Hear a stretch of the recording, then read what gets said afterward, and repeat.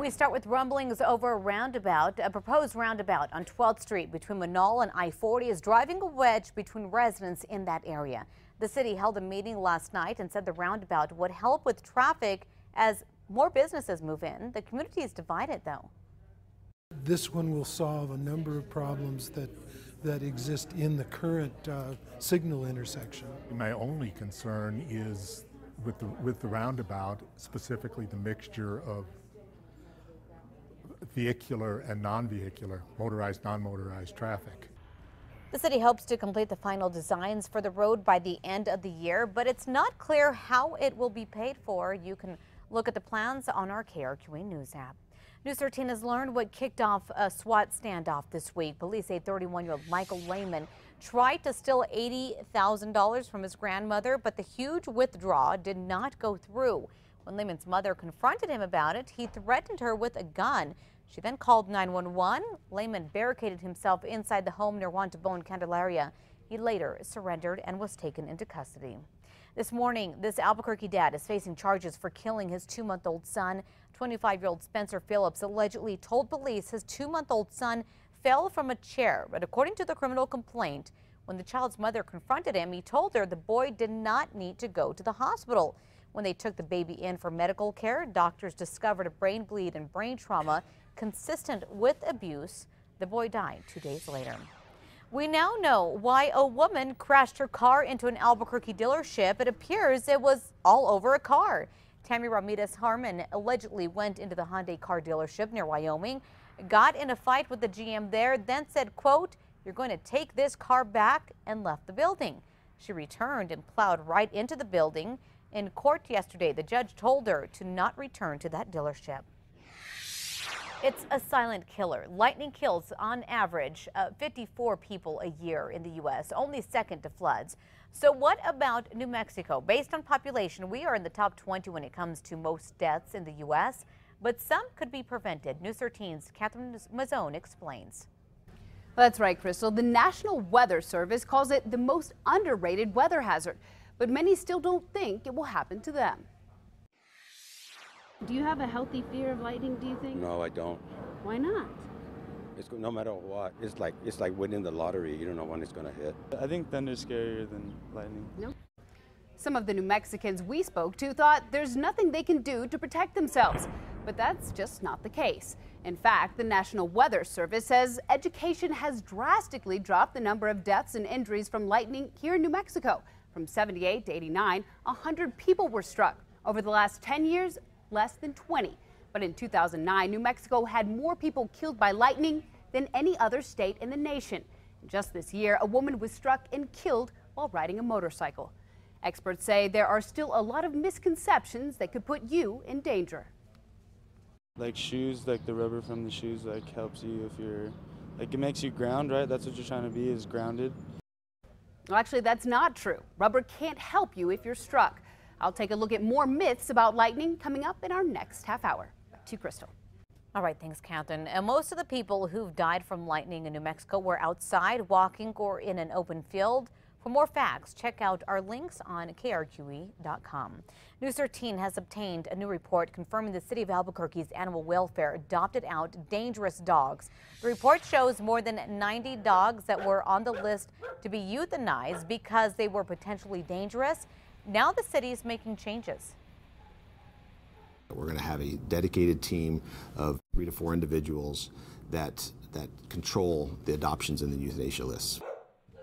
Earlier this year, 2 city employees filed a complaint saying the department and its director knowingly released dogs into the community that failed behavioral tests. We turn now to this. The deadline to reach a nuclear deal with Iran is looming. Secretary of State John Kerry will now head to Vienna to resume talks today. Iran's leader has ruled out limiting nuclear work for a long period of time, but Western countries want Tehran to stop that work for 10 years. Iran's leader also says once a deal is reached, he wants all sanctions on the country to be lifted, and his military sites cannot be searched. Some leaders involved in the talks say these recent statements would definitely undercut any type of deal. New this morning, investigators with the NTSB will begin looking into how a sightseeing plane crashed on a cliff in southeast Alaska overnight. All 8 passengers and the pilot were killed. Officials found the plane near a lake hours after it was reported missing. The passengers were on a shore excursion from a cruise ship. Passengers left on the now docked ship describe what it's been like for them. It's very quiet, very, I think people are just sort of reflecting on themselves and on, you know, on their vacations and you know, on what could have happened. Investigators say weather in the area is preventing them from recovering the bodies. Officials say they will continue recovery efforts today.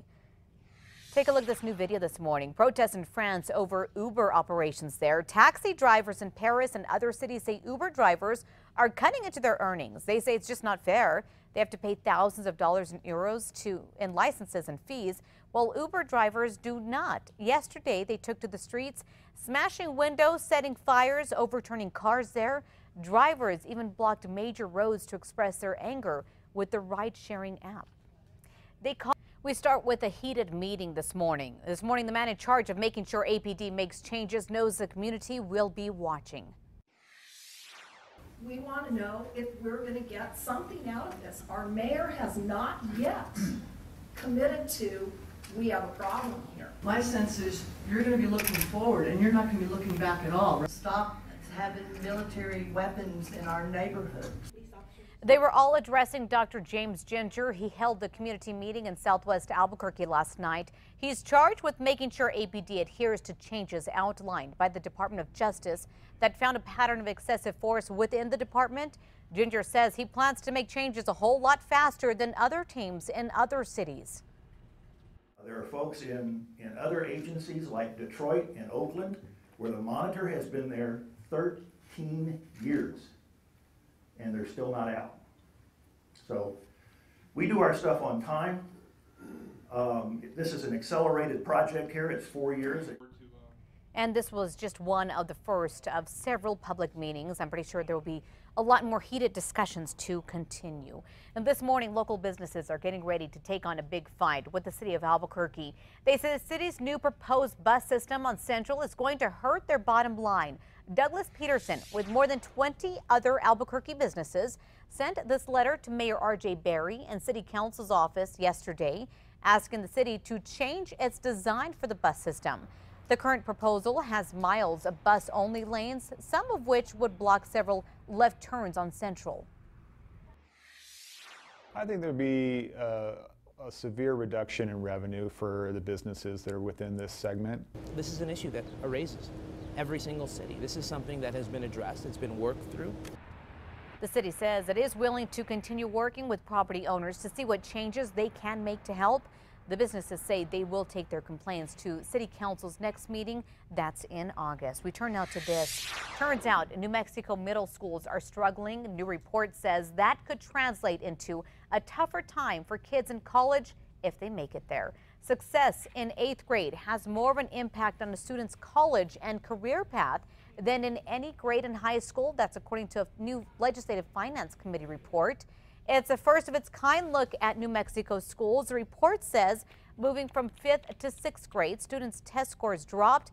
Their discipline problems actually grew.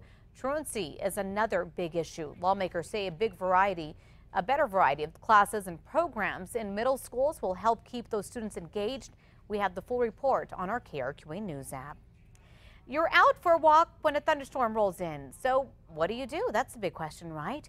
Seek shelter under a tree, maybe to get out of the rain, but that's the last place you actually want to be. In fact, it's the second leading cause of lightning deaths, but it's a common misconception. News 13's Catherine Mazzone took a look at a few others in light of National Lightning Awareness Week. She's live in the Newsplex with all the facts. Good morning, Catherine. Good morning, Crystal. You're right. I sorted through a handful of myths with the help of the National Weather Service. Take a look.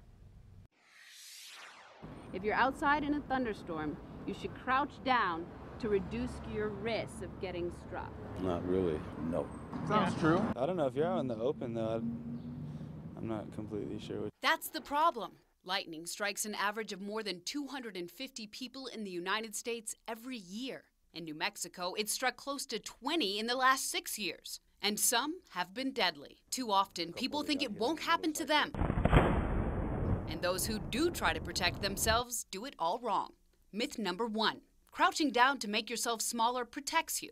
It doesn't. Our next myth, 3 out of the 4 people we interviewed got wrong. Do you think it's true that rubber tires protect you?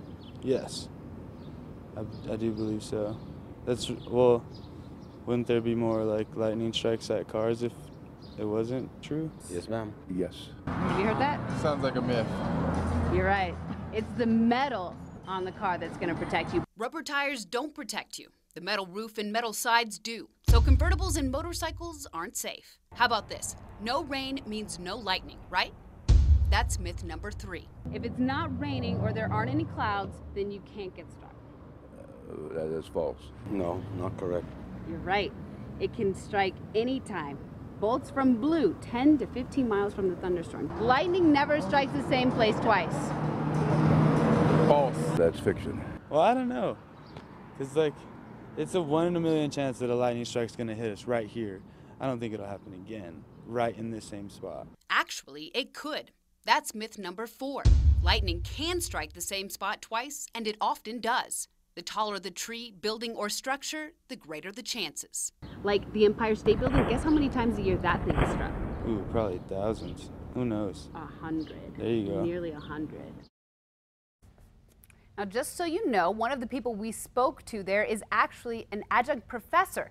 He's an expert in construction, and even he didn't have all the right answers. Back to you. All right, thanks, Catherine. For more myths, just head to our website, KRQE.com, a little later on this morning. Kristen Curry joins us now with more facts on lightning. Very dangerous to be out there during the storm. Especially here in New Mexico. We see it all the time, and I wanted to just kind of point out a few things. This is specific to our state. Most strikes that we see here in New Mexico are between about 3 p.m. in the afternoon and 5 p.m. Now, over the past 6 years, we've had 15 people injured from lightning and 4 fatalities. That's 4 too many, in my opinion. 78% of people were outside when they were struck, and 4% of people were inside when they were struck. So I know a lot of us are probably questioning, well, you just told us to be inside, and you know, you have to stay away from the windows and the electrical outlets. That's not where you want to be. You want to be a little bit further so it doesn't come in. And I know it's so tempting to look at, you know, but we have to be very careful during situations like that. But still very pretty to look at, you know, so I don't want to kind of just bash this saying lightning is horrible, because it's not. It is very cool to see, especially when we see it up in the mountains. But we have to be careful because we even have a round expected today, tomorrow, and even on Sunday. I'll have more on that coming up. All right. Thanks so much, Kristen.